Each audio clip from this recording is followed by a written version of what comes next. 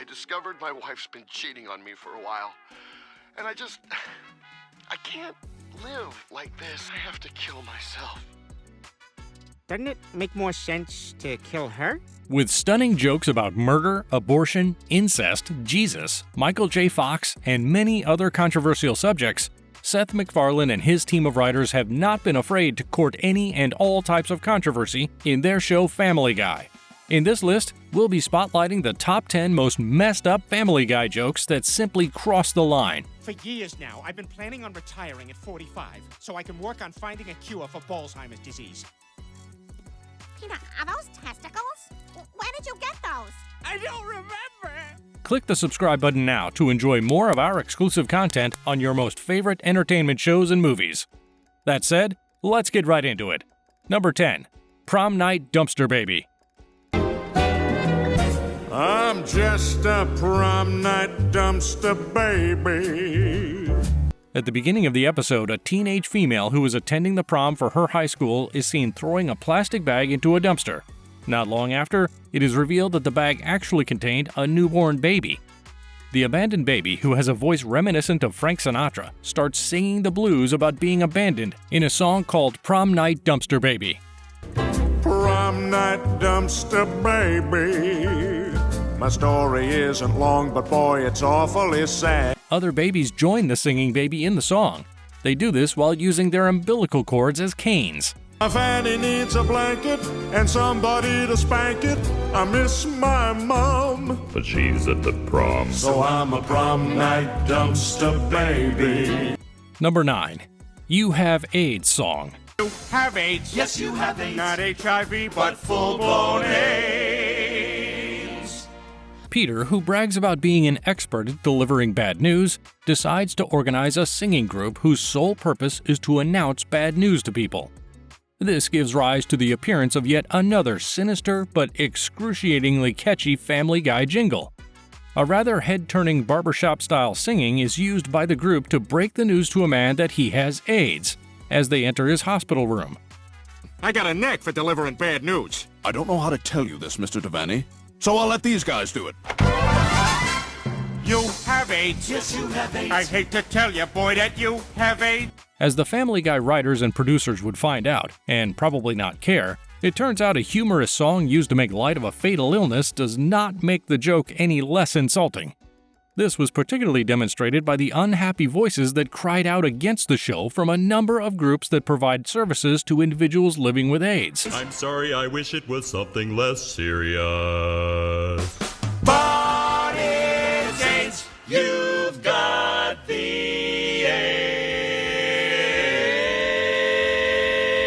AIDS. Number 8. Parodying the Cosby Show opening.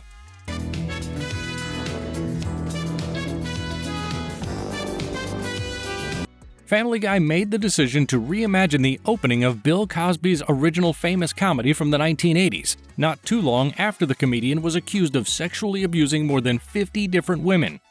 During the episode, the Griffin family and friends are clustered around the television watching The Cosby Show, knowing what we know today. We now return to The Cosby Show, knowing what we know now.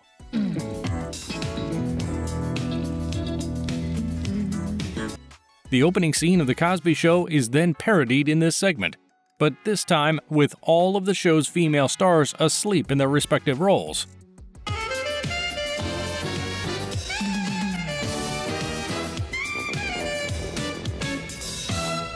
B. Arthur is then seen staggering around in the background at one point without any pants on. Number 7. Peter shakes his first son to death. This was a rather quick, straightforward, and ominous joke. Okay, Peter, I'm off to my book club. You'll babysit Stewie? Only if I can have a popsicle. Only if you say it right. Popsicle. Good. And you better be responsible tonight. I don't want a repeat of the last time I left you alone with one of our children. Peter and Lois can be seen weeping next to a headstone that reads Peter Griffin Jr. in a cutaway shot. Initially, it was unknown what caused the infant's death. It's just so horrible. I'm sorry, Lois. But after Peter goes to Lois and explains that he felt shaking the baby enough would make him stop wailing, it becomes evident what caused the death of this Griffin baby. And to really drive the point home, he adds, I was kind of right. I thought if I shook him enough, he'd stop crying. I was kind of right. Number 6. Peter plans a school shooting. After exchanging roles with Meg and Chris after losing a wager, Peter now finds himself in a position where he is unclear on how to handle the role reversal as a teenager. When he initially emerges in the kitchen, he is clothed as a teenage girl. Lois then breaks the news to him that he is, in fact, intended to be a boy. Hey, Mom, do you mind if I go shopping with Jennifer after school? No, Peter, no, you're still you. You're just a teenager. You're not switching genders. Ah, I shall return. The episode then progresses to his transformation into a depressed adolescent boy with the intention of making all those popular kids pay for ignoring him. Before Lois tells him that he is supposed to be nothing more than a typical teenager, he is seen carrying a huge rifle and cocking it. Guess where he had been making use of that gun? All right, time to make all those popular kids pay for ignoring me. No, Peter, no, you're just a normal high school kid. Oh. Hey, Lance, hey, it's off. Throw this phone away, Lois. Number 5. The Michael J. Fox Jab. You only have 2 white shirts? Well, I had a third one, but it got ruined at that wine tasting at Michael J. Fox's house. Since 1991, Michael J. Fox has been battling Parkinson's disease, and in 1998, he disclosed to the public for the first time that he had been diagnosed with the condition. Since that time, he has been the punchline of a number of gags in The Family Guy. In one episode, Peter gives an explanation to the rest of the family about why he only owns 2 white shirts. He narrates that he used to have 3, but that the wine tasting at Michael J. Fox's place wrecked the third one. Hi, I'm Peter Griffin. Now, we were going to show you the actual scene, but it would just make us all sad. So, I'm just going to tell you what happened.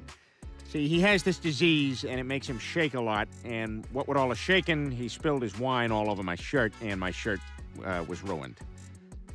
So that's what that was. Peter goes on to make a comment on a censored cutaway where he is remembering what took place.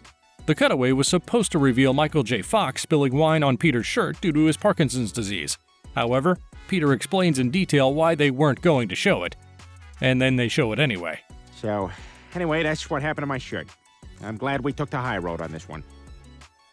What's that? Oh, wait, now they're telling me they do want to show it.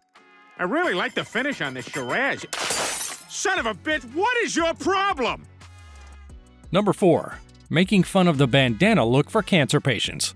Thanks, Lois. And when she gets back from the bathroom, none of you say anything about cancer.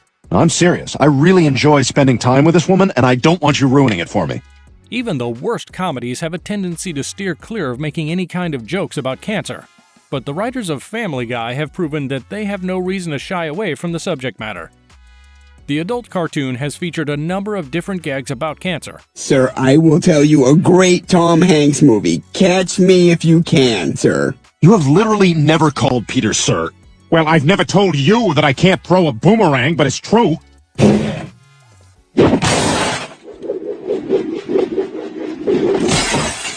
See? I told you. But at least I don't have cancer like your girlfriend. That's it. I'm getting you out of here. One of which pokes fun at a typical strategy that many cancer patients choose to use in order to cope with hair loss. In this particular instance, a man is depicted discovering the bandana look after he wraps a red bandana around his head and ties it in a knot. He calls his wife in to come witness the new look as they both enthusiastically exclaim, "It's like you don't even have cancer." Turns out the man had an aggressive cancer after all. Honey, get in here! What is it? Just get in here. What? Oh my God! Right? It's like you don't even have cancer. I know. Oh my God! No, but I still have pretty aggressive cancer. Number 3. Meg and Chris hook up in a closet. Oh my God! Chris? Meg? Fans of Family Guy are well aware of the uncomfortable situations that the cartoon frequently puts its characters in, particularly when it comes to sexual behavior. A relatively harmless game leads to a steamy makeout session between Meg and Chris in one of the episodes. Even more disconcerting is the fact that at the end of the episode, both siblings appear to be focused on finding the bright side of touching and kissing each other.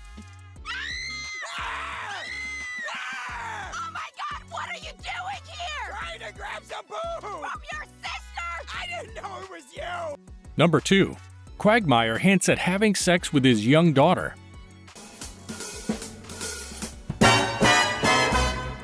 Even viewers of Family Guy who are accustomed to hearing about Quagmire's bizarre sexual escapades were probably stunned when the controversial character revealed he would actually have sex with his own daughter. After Quagmire has made the heartbreaking decision to allow his daughter, whom he has renamed Anna Lee, to remain with her new family, he reveals the following to Peter. Who knows, maybe I'll bump into her again in 18 years. He doesn't end there. He pushes the statement further by saying, "What? Did you really think I was going to change that much?" I'm proud of you, Quagmire. Thanks, man. Hey, who knows? Maybe I'll bump into her in 18 years. What? Did you really think I was going to change that much? Get out, everybody! Number 1. Jesus pretends to be a virgin and sleeps with other men's wives.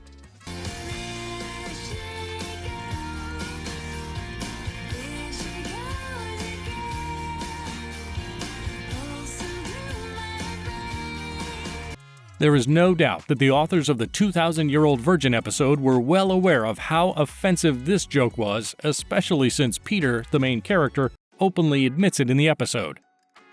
And this is not the only time the Family Guy has pushed the Jesus subject. In this particular instance, at every Christmas season, Jesus plays a deception on men, leading them to believe that he is a virgin so he can have sex with their wives. Listen, pal, Jesus ain't no virgin. He did the same thing to me last Christmas. He what? Yeah, Jesus did the same thing to my wife Christmas before last and my buddy's wife the year before that. He takes them to an empty apartment where he lives by himself in order to make them feel sorrier for him. Except that apartment is actually a storage area for his artwork. Jesus, what kind of girls do you like? Women? All types. No, you know what I mean. Like hot ladies, horny ones who sex on you. At the peak of the episode, Jesus is on the verge of sleeping with Lois, but she tells him that she is committed to her husband and would never consider having sexual relations with another guy. Jesus then goes on to act as though everything that happened was just a test. But you're a liar, Jesus! Bravo, Peter. Lois, seems like you folks learned the lesson I intended. At this moment, only one question remains. How disgusted are you? Please share how you feel with us in the comments. And while there is no doubt that there are many other such disturbing jokes, which we couldn't cover here, please feel free to share some of them in the comments section as well. Please remember to subscribe to the channel if you haven't already, because we have more such reviews coming your way. Also, feel free to browse the exciting content on this channel. Thanks for watching, and catch you in the next video. Cheers! She's busy with a blood drive. Maybe I can help. How about I read you this book? It's called Apathetic George. George used to be a curious monkey, but after a month in captivity, all he did was wait for food. The zoo people wanted him to mate, but he lost interest in that too. 20 years and millions of dollars in zoo revenue later, he died. Okay, I've had enough.